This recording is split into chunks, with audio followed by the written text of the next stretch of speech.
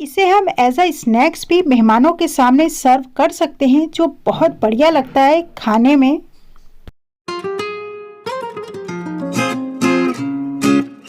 तो ये है सर्दियों की एक बहुत ही ज़्यादा ठंडी सुबह, जब बच्चे स्कूल जा रहे थे। 9 बजे का टाइम है, बच्चों को बस स्टॉप पे छोड़ने जा रही थी और बेहद ठंडक थी। और सोचिए, जब हम लोगों की बहुत बुरी हालत हो रही है घर में, तो बच्चे स्कूल में कैसे बैठेंगे और इतनी ठंड में कैसे वो पढ़ाई करेंगे, मुझे समझ में नहीं आता। स्कूल बंद कर देने चाहिए इन लोगों के। और ये है शाम तकरीबन 4 बजे का टाइम, जब मैं कुछ बना रही थी। और क्या बना रही थी आगे देखते हैं। अस्सलाम वालेकुम। उम्मीद करती हूँ कि आप सब लोग ठीक होंगे और खैरियत से होंगे। अल्हम्दुलिल्लाह मैं भी बिल्कुल ठीक हूँ और खैरियत से हूँ।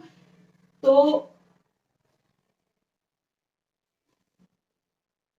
आज ठंड हो रही है बहुत ज़्यादा, और मैं जा रही थी आज बनाने के लिए अ, बथुआ और पालक के पतौड़ी। तो मुझे नहीं पता कि आपके वहाँ पे इसे क्या बोलते हैं, लेकिन हमारे यहाँ पे इसे बोलते हैं क्या बोलते हैं, अ, पतौड़ा। मतलब बहुत सारे लोग इसे रिकवच भी बोलते हैं। मेरी फ्रेंड्स लोग हैं, वो लोग इसे रिकवच बोलती है, लेकिन हम लोग इसे पतौड़ा बोलते हैं। और मैंने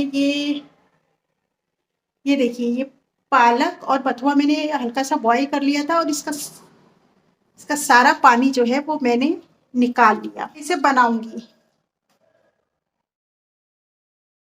मुझे लगता है पतौड़े या रिकवच या जो भी चीज़ आपके यहाँ कही जाती है, ये बहुत सी जगहों पे बनता होगा। इसके अलग अलग नाम हैं और बनाने के तरीके भी मुझे लगता है काफ़ी अलग अलग हैं। तो बहरहाल मैंने इसमें पानी निकालने के बाद में मैंने इसमें बेसन डाला, तकरीबन 1.5 कटोरी बेसन डाला था।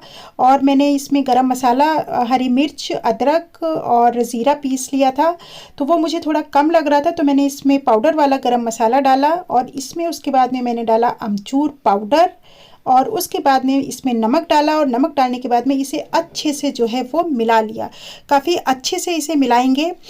और बहुत सारे लोग जो हैं वो इसे कच्चा भी बनाते हैं, मतलब वो खाली अच्छे से धो के काट के भी बनाते हैं, उसमें बेसन मिला के और सारी चीज़ मिला के। लेकिन मुझसे उस तरीके से बन नहीं पाते हैं, या कहिए कि मैंने कभी ट्राई ही नहीं किया, इसलिए मैं ऐसे ही बनाती हूँ। मैं चख लेती हूँ इसमें थोड़ा सा।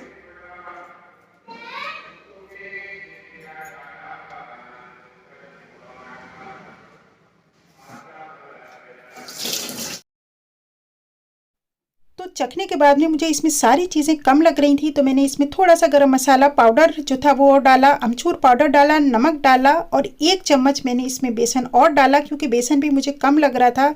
ये मैंने 1 किलो बथुआ लिया था और 1 किलो ही पालक लिया था, तो तकरीबन 1.5 कटोरी से भी ज़्यादा बेसन मैंने इसमें डाला था।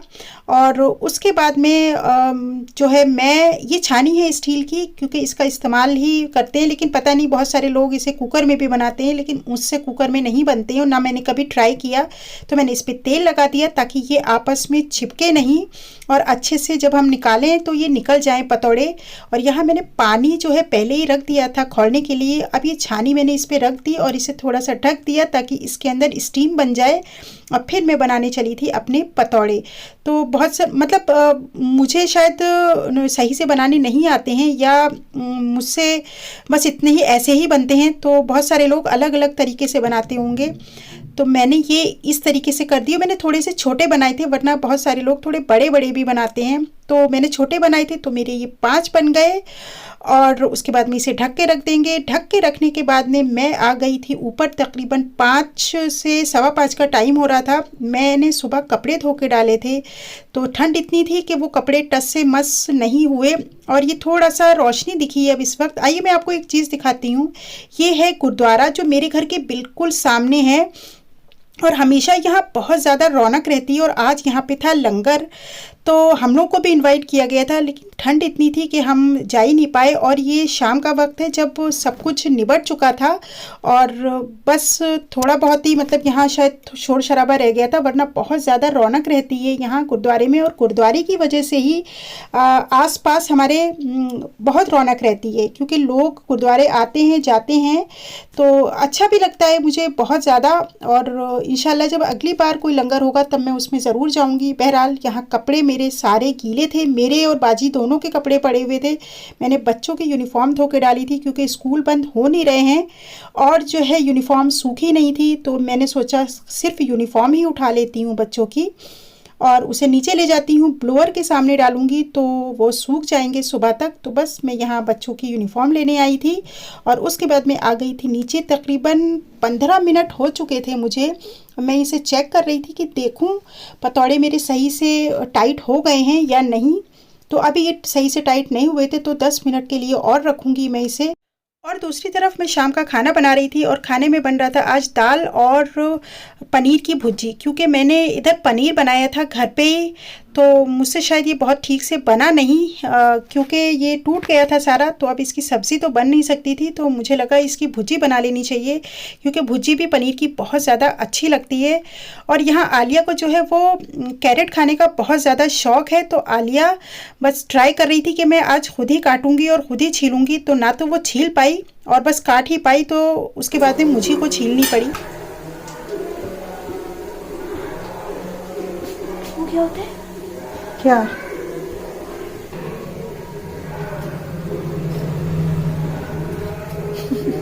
क्या कर रही हो आलिया? थोड़ा ट्राई कर रही हूँ गाजर खाने।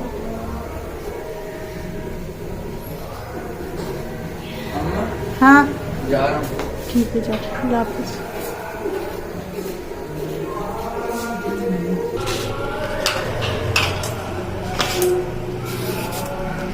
कैसे कट जाता है आपसे?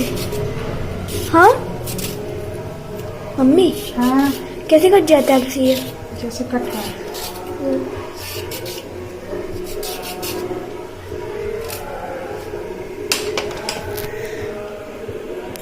अरे काटी मत वैसे।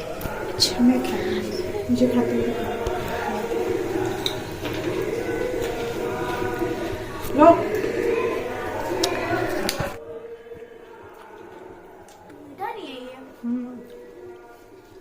वो अच्छी नहीं है ना। तो यहाँ मेरे पतौड़े एकदम तैयार हो गए थे और मैंने इन्हें निकाल लिया था, अच्छे से निकल भी गए थे ये।